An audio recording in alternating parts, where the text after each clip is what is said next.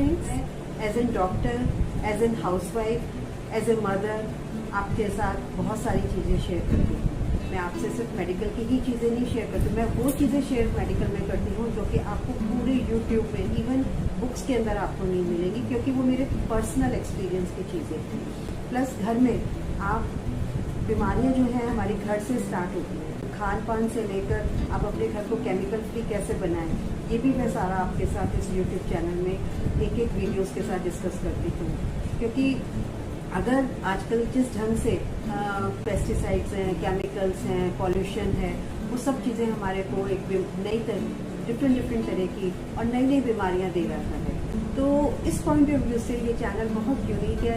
ये as a doctor मैं आपसे मिलती हूँ, एज ए मदर मिलती हूँ, एज ए हाउसवाइफ मिलती हूँ और आपको बहुत सारे प्रैक्टिकल टिप्स देती हूँ। तो आज मैं एक आपसे बहुत इम्पॉर्टेंट और जो मेरे को बहुत पसंद है और मेरे दिल के करीब है उसके बारे में बात करूँगी। वो है high dose IV vitamin C as an anti cancer agent और as to protect yourself from the different diseases, उसमें भी और कैंसर में। तो वो हम बात करते हैं।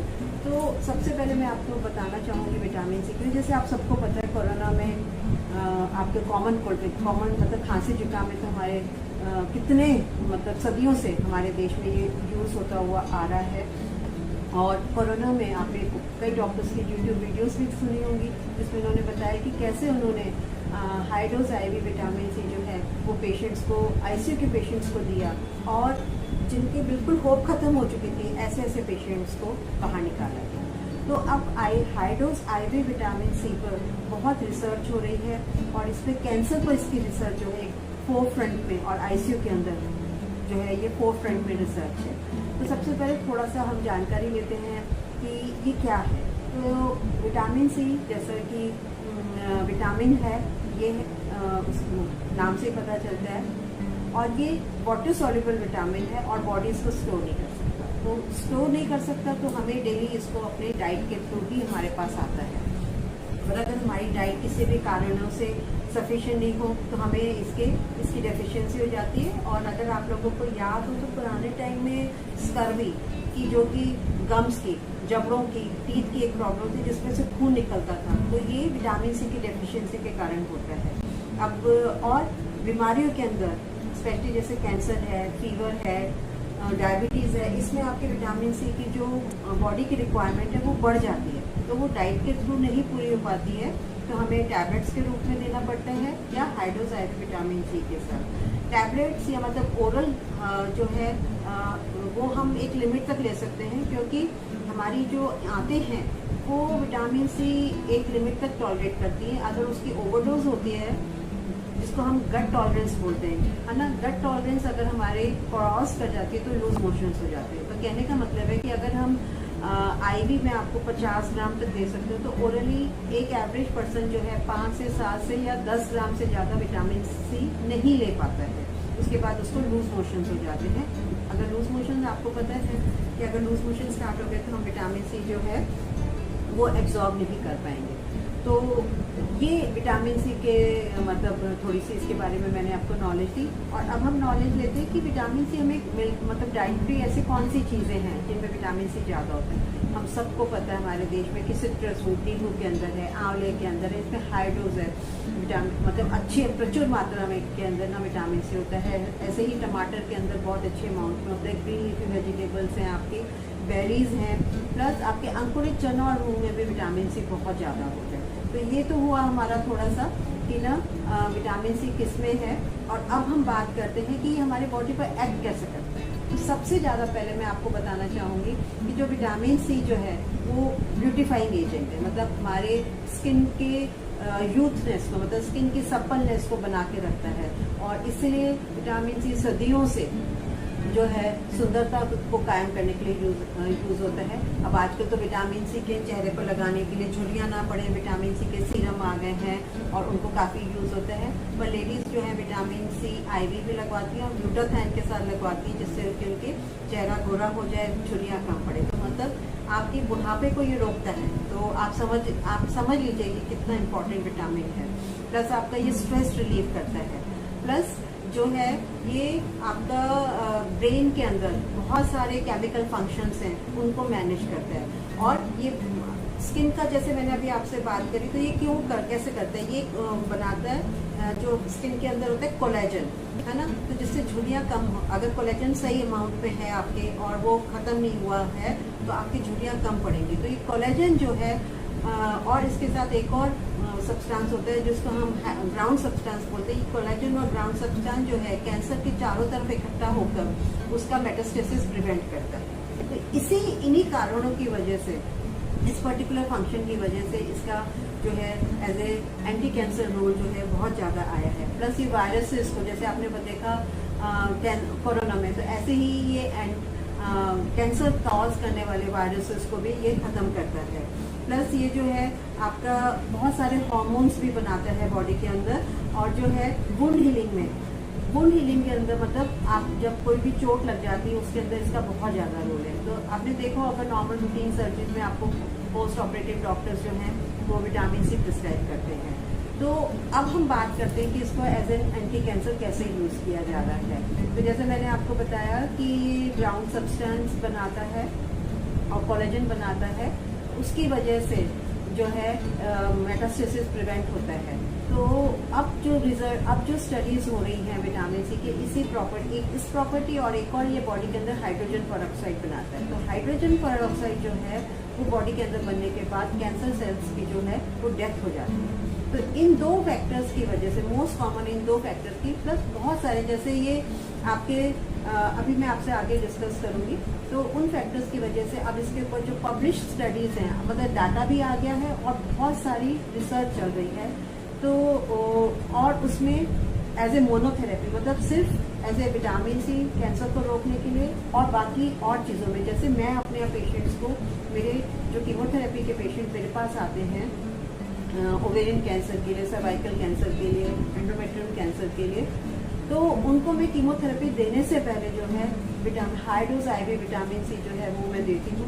तो उसके बाद कीमोथेरेपी से जो रिलेटेड प्रॉब्लम्स होती हैं, साइड इफ़ेक्ट जो है वो मैं आपको फ्रेंड्स बता रही हूँ, इतने मिनिमल होते हैं, इतने मिनिमल हैं, और पेशेंट्स को बिल्कुल भी प्रॉब्लम्स नहीं होती। जैसे आपकी इम्यूनिटी, कीमोथेरेपी लेने के बाद इम्यूनिटी कम हो जाती है, तो आपको ब्लड ट्रांसफ्यूजन की नीड्स रहती हैं। प्लस आपको पता है कि उसके बाद एक पर्टिकुलर इंजेक्शन होता है जिससे कि TLC, GLC, प्लेटलेट, हीमोग्लोबिन वगैरह सब बढ़ जाए, है ना। GMCSF उसको बोलते हैं,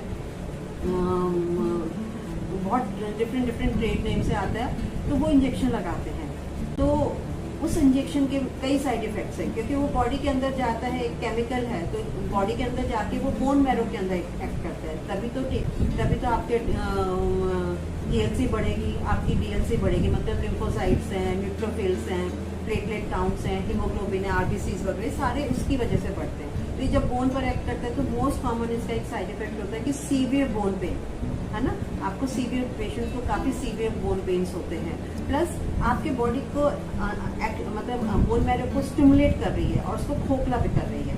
तो ये सारे, जब मैं मेरे पेशेंट्स जो हैं, मैं उनको 24 आवर्स बिफोर कीमोथेरेपी जो एक्सेप्ट करते हैं, क्योंकि हर चीज़ में कॉस्ट भी आती है, तो वो उनको लगाती हूँ। तो उनको ना तो ब्लड ट्रांसफ्यूजन की ज़रूरत रहती है, प्लस ना तो उनको GMCSF देने की ज़रूरत होती है, नॉजिया, वॉमिटिंग, हेयर फॉल वगैरह सब बहुत कम होता है, and they are very happy. In fact आप कभी चाहेंगे तो मैं आपको 1-2 पेशेंट से बात भी करवा दूँगी। मेरे 2-3 पेशेंट्स हैं जिनका ट्रीटमेंट कंप्लीट हुआ है और अभी भी विटामिन सी पर कई पेशेंट्स चल रहे हैं। तो आप कभी भी चाहें तो उनके नंबर भी ले सकते हैं मेरे से, बात आप मैसेज डाल सकते हैं इसमें कमेंट बॉक्स में, तो I can connect to you directly also for that. तो ये मैं करती हूँ। और इसके अलावा मेरे पास जो है रेडियोथेरेपी के कारण साइड इफ़ेक्ट्स जो होते हैं स्किन बर्निंग के, इन सब के, तो उनमें रेडियोथेरेपी के भी ये साइड इफ़ेक्ट्स बहुत कम करती है। और वही जैसे TLC कम होते हैं, और रेडिएशन इंड्यूस्ड स्किन की जो प्रॉब्लम्स होती हैं वो बहुत कम हो जाती हैं। प्लस सबसे ज़्यादा अभी जो मैंने पब्लिश मतलब रिपोर्ट्स आ रही हैं इसकी, और इस पर जो स्टडी चल रही है, वो एक टाइम पर एलोपैथी में हम पेशेंट्स को कह देते कि अब हमारे पास और कुछ नहीं रहा करने के लिए, मतलब टर्मिनल स्टेज के पेशेंट्स को, और उनको पैलेटिव केयर के लिए हम लोग भेज देते हैं। तो ऐसे पेशेंट्स मेरे पास बहुत दूर दूर से आते हैं और हम उनको high dose IV vitamin C plus बहुत सारे दूसरे अदर ट्रीटमेंट्स, सबसे पहले हम उनको चिलेशन मतलब उनके टॉक्सिन्स निकालते हैं बॉडी में से, और उसके साथ high dose IV vitamin C, क्योंकि ये एक चिलेटिंग एजेंट भी है। जब हम विटामिन सी हाई डोज में, मतलब नॉर्मली तो हम ओरली मैंने आपको बताया कि 5 से 10 ग्राम तक दे सकते हैं, परंतु IV के अंदर हम विटामिन सी जो है 1 ग्राम पर kilogram of the body weight, 1 ग्राम से लेकर अब जो स्टडीज आ रही है उसमें 3 ग्राम्स पर kilogram of the body weight तक दे सकते हैं। मतलब अगर आप 50 किलो पर हो तो आपको 150 ग्राम्स जो है इतनी हाई डोज तक भी आप विटामिन सी दे सकते हैं और साइड इफेक्ट बहुत कम है। तो मेरे पास जो है टर्मिनल लास्ट स्टेज के जो पेशेंट्स आ जाते हैं और यंग हैं, तो मैं उनमें high dose IV vitamin C देती हूँ। देखिए ये प्रोलॉन्ग ट्रीटमेंट है, मैं आपको पहले ही बता देती हूँ कि लोगों की मैंने ये देखा कि बहुत अनवांटेड एक्सपेक्टेशन होती है कि हमारे तो ट्यूमर इतना बढ़ गया है, अब डॉक्टरों ने मना किया है तो हम मतलब जल्दी ठीक हो जाए। तो देखिए आपने एलोपैथी में इतना लंबा ट्रीटमेंट 1.5 साल का, 2 साल का, 8 महीने का लिया है, तो इसमें भी टाइम लगेगा। तो मिनिमम हम लोग मैं पेशेंट मतलब आपको बताती हूँ कि 15 साइकिल्स के बिना आपके रिजल्ट्स नहीं आएंगे। उस बीच में 15 साइकिल्स के अंदर हो सकता है आपको लगे कि आपकी बीमारी बढ़ रही है, और बढ़ सकती है, पर धीरे धीरे जैसे जैसे डोज बढ़ती जाती है तो उसके जो विटामिन सी के जो रिजल्ट्स हैं वो आने शुरू हो जाते हैं। तो ये वाला हम जो एज ए मोनोथेरेपी जो विटामिन सी है वो उनके पब्लिश्ड रिजल्ट्स मतलब क्लिनिकल स्टडीज होने के बाद जो उसके पब्लिश्ड रिजल्ट्स हैं वो कुछ कैंसर्स में, जैसे कोलोन कैंसर के अंदर है, ओवेरियन कैंसर के अंदर है, आपका ब्रेस्ट कैंसर के अंदर है, सार्कोमास के अंदर है, इन सब के अंदर पैनक्रेटिक कैंसर है, लंग कैंसर है, इन सब के अंदर इसके रोल आ गया है। तो मैं आप लोगों को ये कहना चाहती हूँ कि आप कभी भी लाइफ में जब कैंसर जैसी बीमारी है तो हताश नहीं होगा।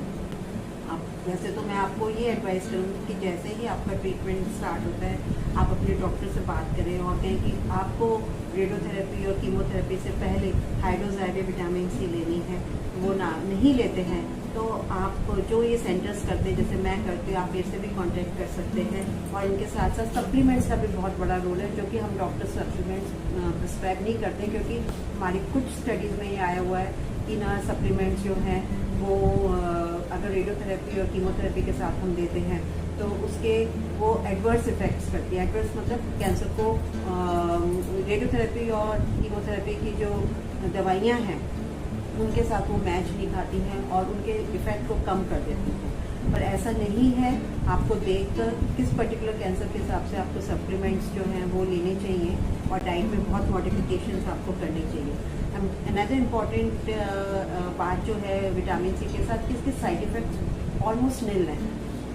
आपको 1-2-3 टेस्ट जैसे G6PD है वो पहले आपको करवाना होता है। किडनी फंक्शन टेस्ट वो आपके नॉर्मल होने चाहिए, क्योंकि ये अगर जिनको स्टोन की हिस्ट्री है उनको स्टोन बनने के high dose IV vitamin C से स्टोन बनने के ज़्यादा चांसेस हो जाते हैं। तो इसलिए ये 2-3 चीज़ों का हमें, या जिनके CHF में हार्ट का प्रेशर मतलब हार्ट फेल हो रहा है, बॉडी में आपके फ्लूइड ज़्यादा बना हुआ है, साइटिस वगैरह, उन वाले केसेस में हमको प्रिकॉशंस रखनी होती है। अदरवाइज मैं इतने पेशेंट्स को देखती हूँ 75 to 100 ग्राम्स तक मैं जा चुकी हूँ पेशेंट्स में और बहुत अच्छे रिजल्ट हैं।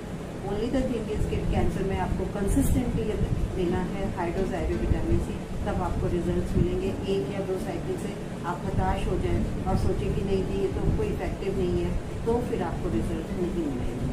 इसके अलावा मैं और भी कैंसर के ट्रीटमेंट के लिए बहुत जो लास्ट स्टेजेस में आते हैं, जैसे high dose IV vitamin C के बाद हम लोग ओजोन ट्रीटमेंट देते हैं, या ओजोन कईयों में पहले डिसाइड करते हैं, ओजोन दे के फिर हाई डोज IV विटामिन के साथ जाते हैं। तो मेरा कहने का मतलब है कि अब फंक्शनल मेडिसिन में, इंटीग्रेटिव मेडिसिन में इतनी चीज़ें आ गई हैं जिसको हम अपना सकते हैं और कैंसर के ऊपर हम जीत सकते हैं।